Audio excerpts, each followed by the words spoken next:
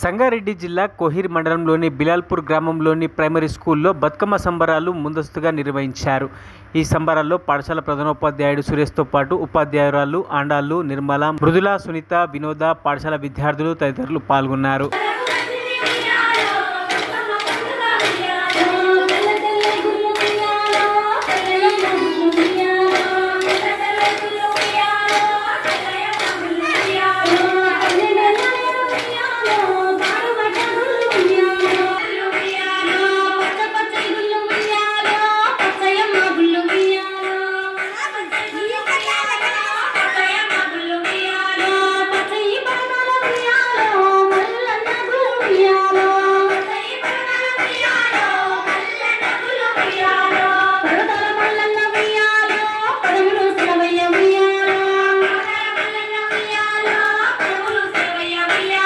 మరిన్ని అప్డేట్స్ కోసం మా ఛానల్ని సబ్స్క్రైబ్ చేయండి।